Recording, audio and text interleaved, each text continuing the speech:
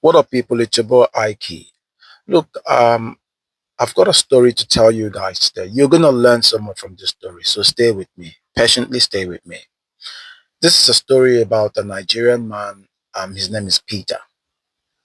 So, after 25 long years working hard and dedication in the United States, Peter, a proud Nigerian man and now a US citizen, decided it was time to rest. With his wife and children still living in the United States, he longed for the red soil of home. Retirement felt like a reward. And, with $5,000 coming in monthly from his pension and his social security, Peter felt he could finally live peacefully in the village where his roots ran deep. He wasn't alone in the village. No, he wasn't alone in Nigeria. Three of his siblings still lived there as well.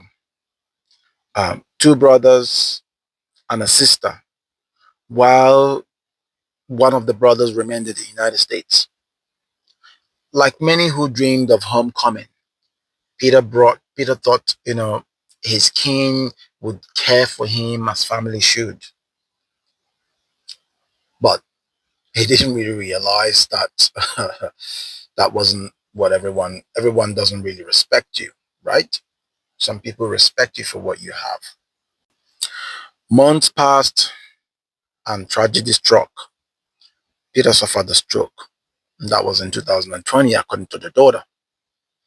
Rather than returning to the United States of America for treatment, as his daughter suggested, um, he insisted on staying back, trusting that his family would care for him. Um, the daughter's call began to go unanswered. Her aunt, the sister who was supposedly his caregiver, um, always had an excuse. You know, every time she called, the daughter called, she says, I'm in the kitchen, I'm cooking, I can't give the phone to your dad, or he just stepped out, that sort of thing.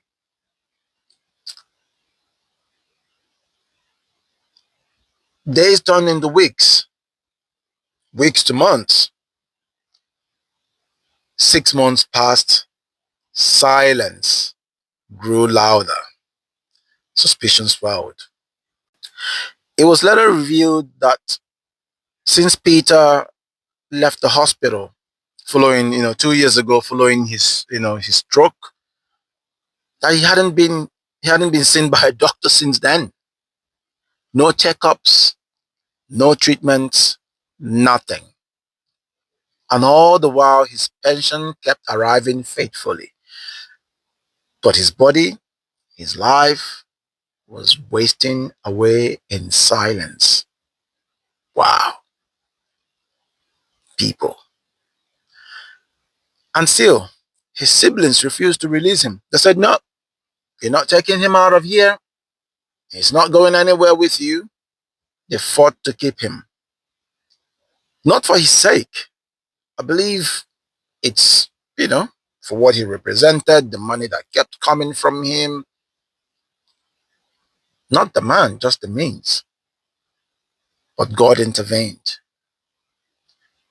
With the help of with the community leader, community elder, including the youth leader, including the police, the daughter's lawyer,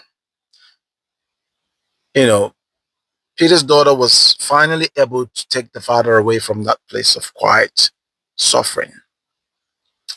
He returned to the US, weak but alive, back to where love and care awaited him. Stay with me, the fight isn't over yet. Now, Peter's brother, the one that lives in the US, he was called Uncle Ike,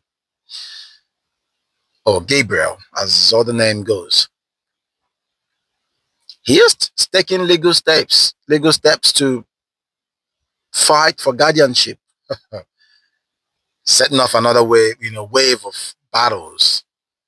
This time I suppose it will be in court. The daughter remains vigilant, and as the story unfolds, she promises to keep us, keep the world updated. It is her testimony, and it needs to be heard. Because sometimes, um, look, it's not strangers that hurt you. It's not strangers that hurt you the most, but those who share your blood. Let this be a reminder. Not everyone who calls you brother loves you. Trust me. I personally know that too. Not everyone who calls you uncle honors you. Some respect only what they can gain, not the soul, but the wallet. Not the man, but the money. We'll keep you updated as the story goes. Until I see you on the next one, stay tuned.